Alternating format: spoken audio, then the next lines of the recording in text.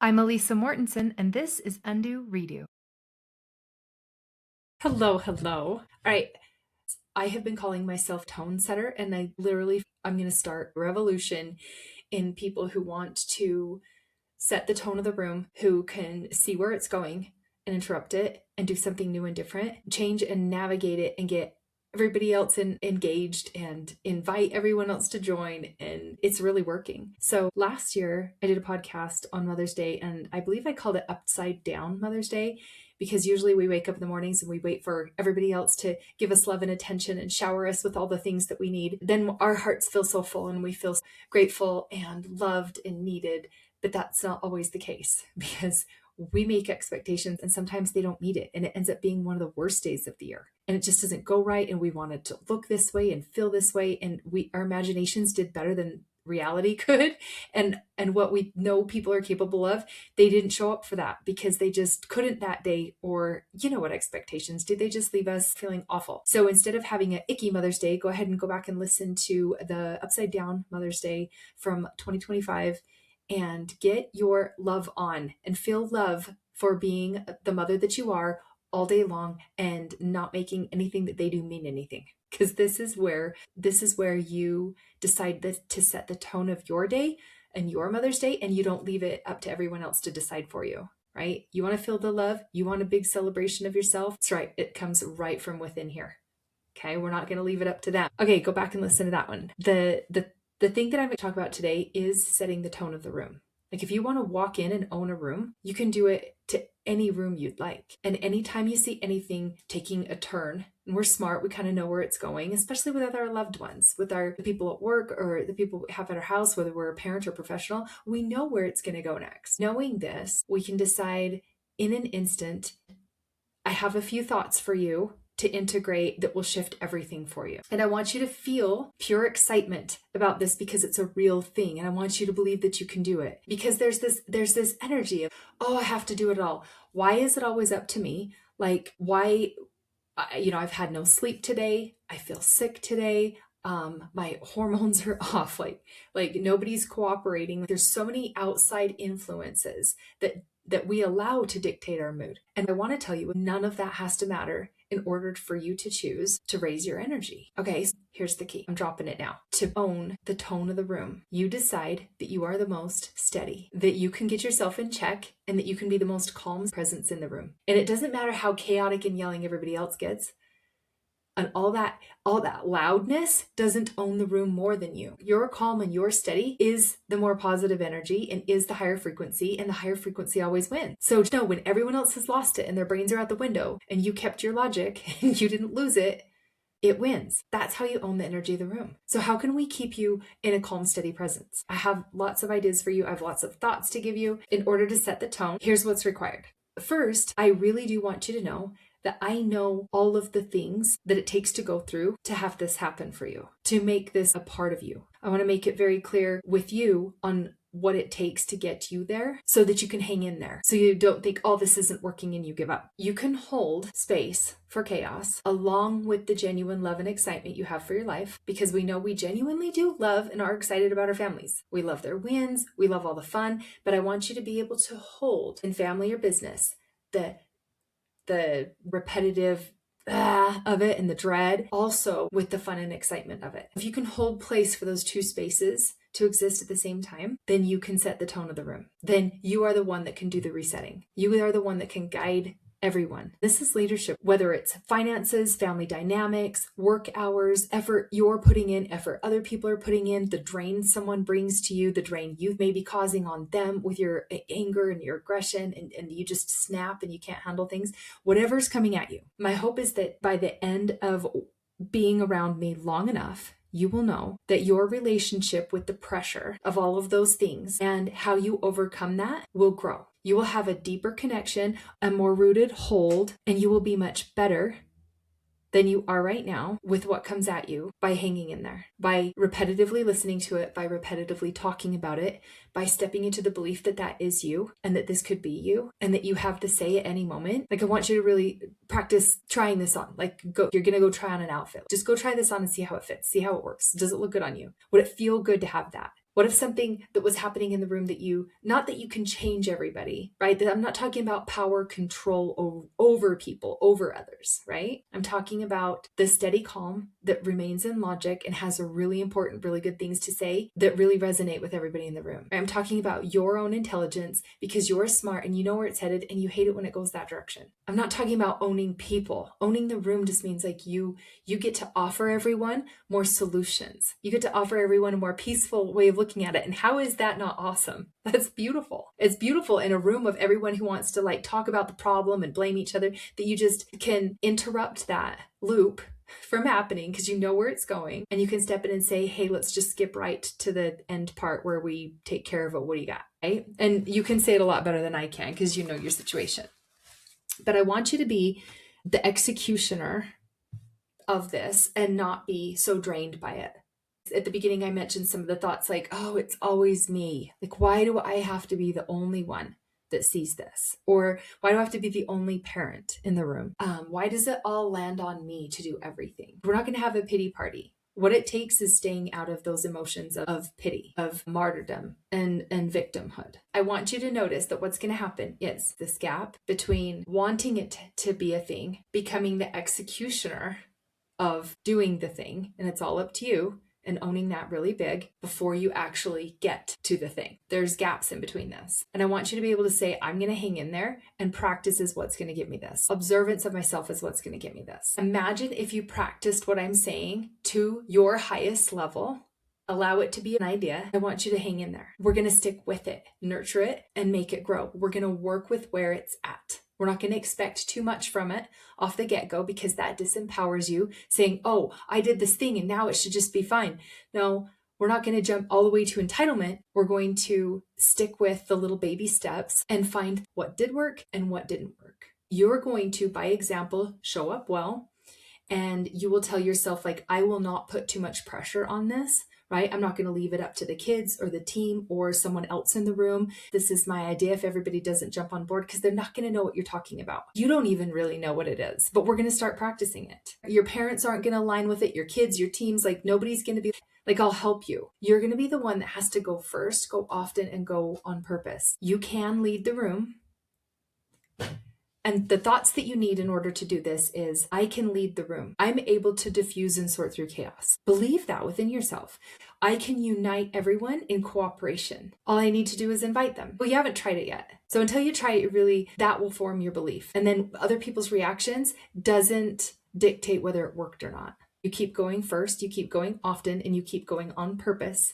And most humans will shift or adjust or adapt, especially if you're a leader figure, if you're a parent in the home. Like they must shift if you do, and they must adapt if you change some things. We cannot go into this entitlement where we think everybody should join us in on our big ideas. So don't get deflated and don't quit. Just keep on the steady path. We need to be on our own side and hold ourselves when it's hard. And if nobody joins us and it ends up just being said and stated, try again. We can create something new inside of us that holds us when it gets really hard and when it doesn't go our way. And when it seems like a failure, we cannot go into entitlement. We need to be on our own side to have our belief in ourselves. The belief that we're creating doesn't exist. How do you work with something new? I'm going to show you what it looks like inside and how to think so that you can become the one who takes the reins and leads and is a tone setter and changes the tone of whatever circumstance is happening. And I want to warn you here, because once you start doing this, you're never going to want to go back to that pity, victimized, like I can't do anything. Oh, it just went that way. There was nothing I could do. Like you'll never go back to that. You will stay in empowerment from here on out, because it is so nice to feel like you are on top of it instead of falling to the effect of it. I didn't lose it that time. It feels so good to just remain yourself and not lose yourself. You will want to stay in empowerment, stay in the belief that I can set the tone of the room instead of I have to just go with what everyone else says and they're always louder than me. And here's the way it looks in your brain. If you only pay attention to anything I say in this episode, here's what to pay attention to. The thoughts in your mind go from I am unheard, I am unseen, I am ignored, invisible, nothing I say matters, nobody asks me, I have to do what they want, they have to have it, they have the control, to something far from it. It goes to I can hold and handle this pressure, I am capable, I have something to say. What I say matters. I want to get good at holding this pressure in a calm way. The people I admire most are really good at holding this pressure. Here's my practice. I am not going to resist it this time, and I'm not going to shove it down this time. Resisting it is oh, I don't want this to happen. I don't want this to happen. How do I make it stop? And shoving it down is I just have to sit here and take it. There's nothing I can do right now. And that is not it. It's I can hold this pressure. I feel the pressure in my body. I feel the intense emotions, and I'm going to get so good at holding this pressure while this chaos goes on. And I'm going to say something beautiful. I'm going to say something magical that invites everyone to join me in problem solving, because we can turn this around. The best thought that has worked for 100% of people is I can breathe through this, because physiologically, when we use our breath, calms our physical body down.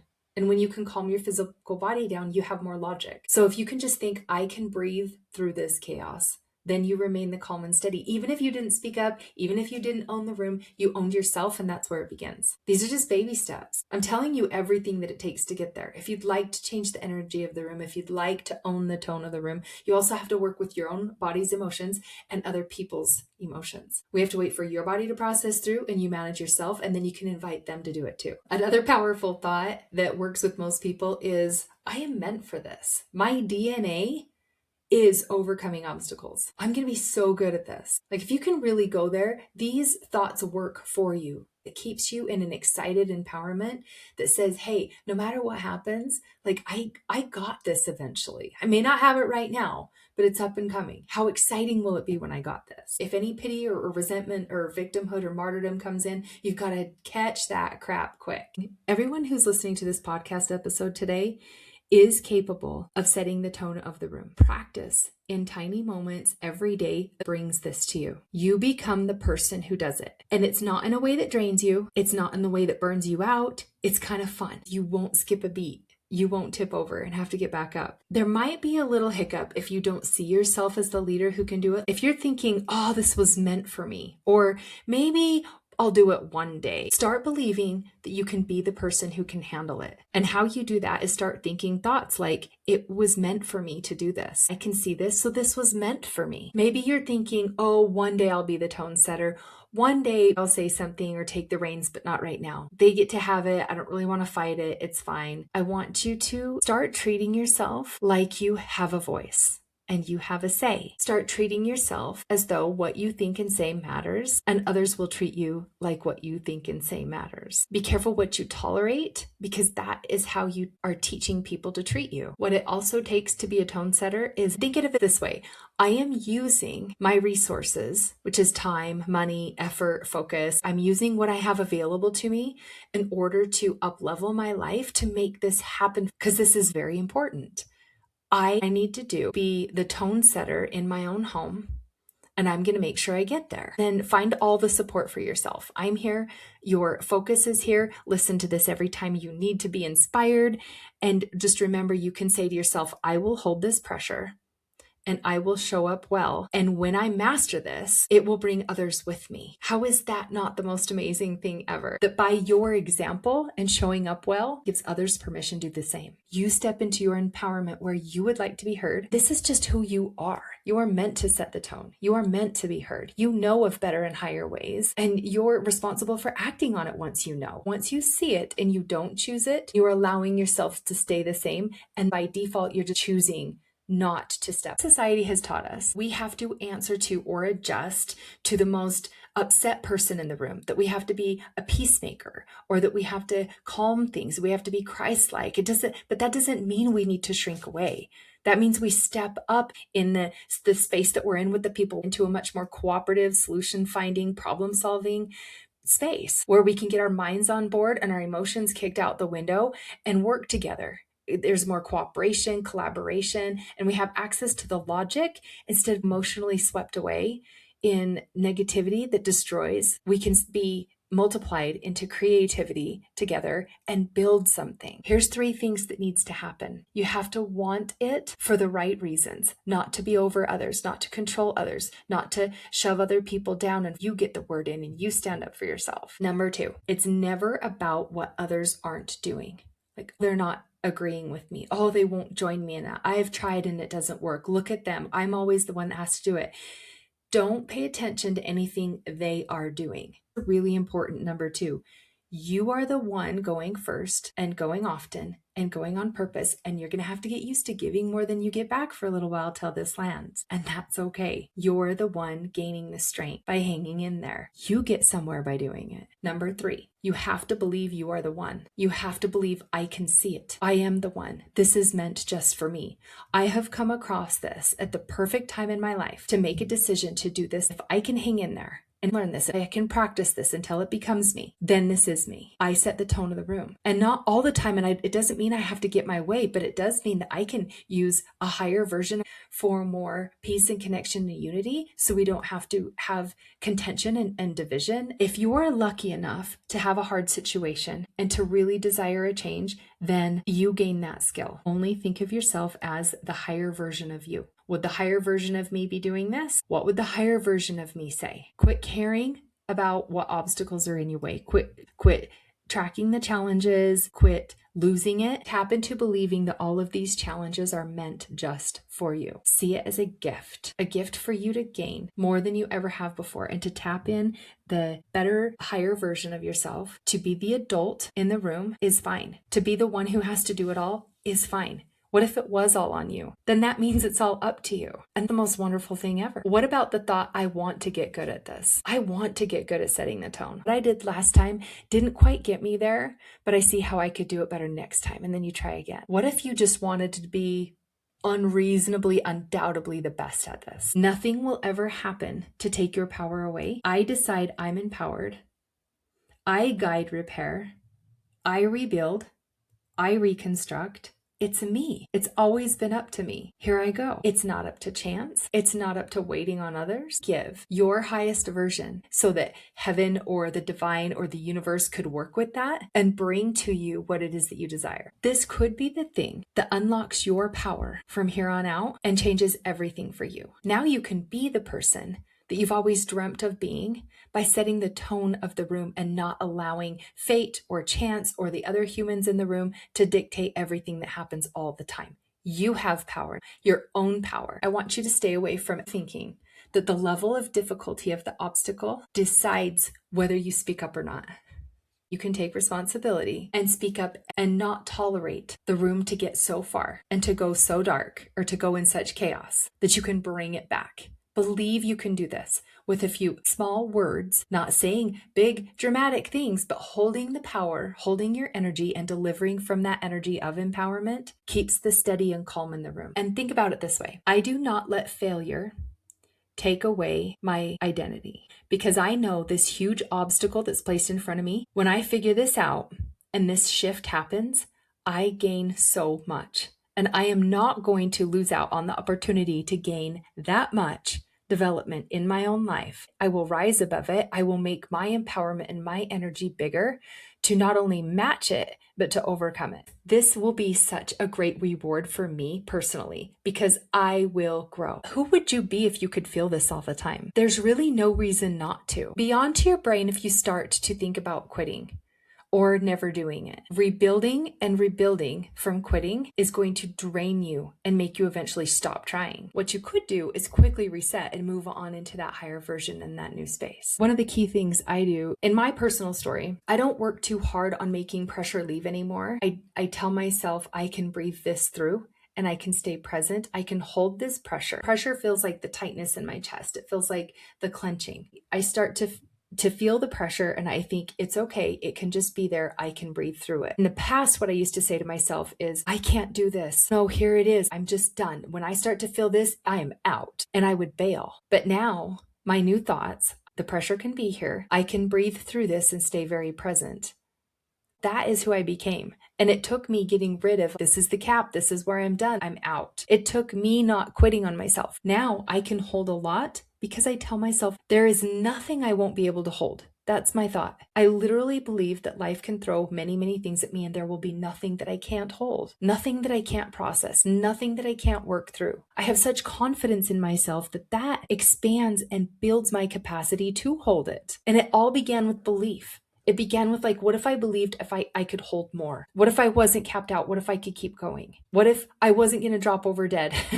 What if I could actually live through this and just breathe? And then I started to practice and play with it, and my capacity just keeps growing. I never see it like it's taking from me anymore. I always see it as this could give me so much strength. I get the best attention from myself. I get the best performance out of myself when I have the pressure, because I'm going to push through. I'm going to show that it won't get the best of me. And I step up a notch. I like me when I'm under pressure. I like me in the face of a challenge. I like it when I am toe to toe with something that has always been bigger than me, and I make it shrink. That kind of effort, that kind of energy, and that kind of focus to get that kind of gains is always going to be worth it to me. Some of my other thoughts that might help you, and you're welcome to borrow any of these if you'd like, is I'm the one that doesn't lose it.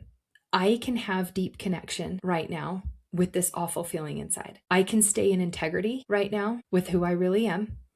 I can bring others into theirs. I can speak honestly.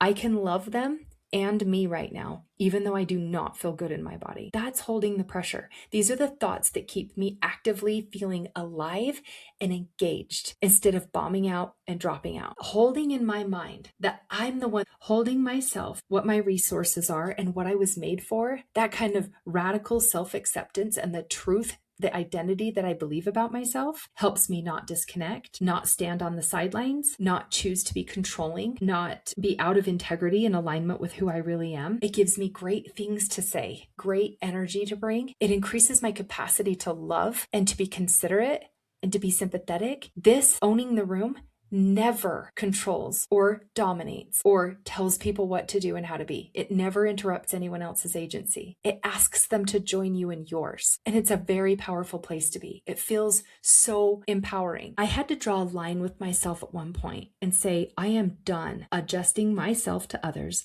I will keep my own power. Thank you. Because it was an invitation all the time to cower and to crumble and to waffle to what all the expectations everybody else wanted.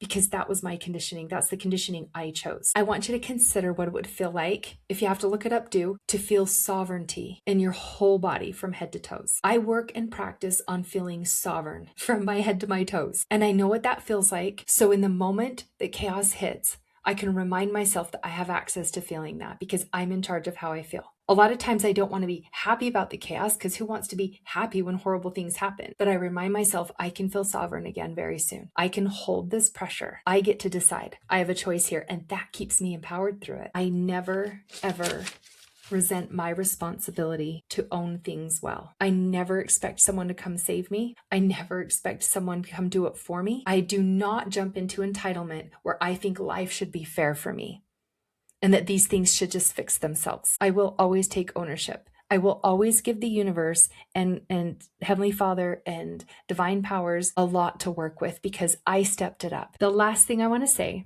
is consider that the hardest place you're in is what you're in right now. Doing these new things isn't harder. Doing new things will be easier. Trying new ways drains you less, not more. Yes, there's going to be, like I said, you want it to be a certain way. You're practicing it until you get there, and there's some gaps. There's the mucky middle that you aren't quite there yet. But in between where you want it, I have space for you. I can hold any emotion and any obstacle you can bring that crumbles you and put you into empowerment to own and be and have the identity that you are it now. That is now you.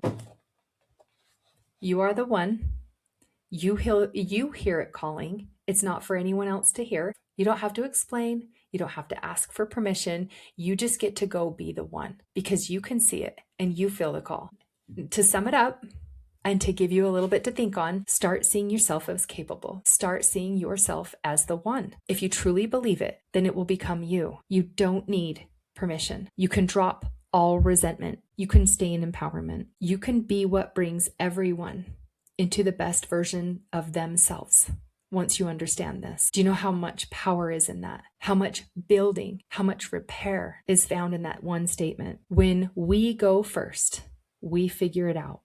We become the inspiration and the example of what's possible for everyone else. And you become the one that has the strength to manage it all because you took the leap, you did the reps, you gained the strength, and you now can do it all. You can love the investment that you gave, because money is here for us, time is here for us, effort, focus, attention, the mental, right? The physical, the social, all of these resources are here on this earth for you to make the best possible life for yourself. I'm seeing people go without home renovations. I'm seeing people go without vacations. And I'm seeing the ones who sacrifice to get there sooner are having the biggest outcomes. Their results are phenomenal and fantastic. They're not waiting for all the planets to align before a lump of money drops into their lap and they have extra to do it. They're sacrificing. And by that sacrifice, they're making things happen for themselves that means more to them than anything else they could have ever have done, because they went with it when they felt it. They didn't put it off. They didn't shrink away and make themselves small. That's what the beginning of this problem is. We're letting ourselves shrink to whatever comes our way. We're letting ourselves stay small, and we're not owning the room. We're not owning the tone. We're not changing it. We're not turning it around quickly. And I want you to believe that it's all on you to do it. So do what it takes to get there. Ignite that fire of empowerment inside you and just go for it. There's never going to be enough time, enough money, enough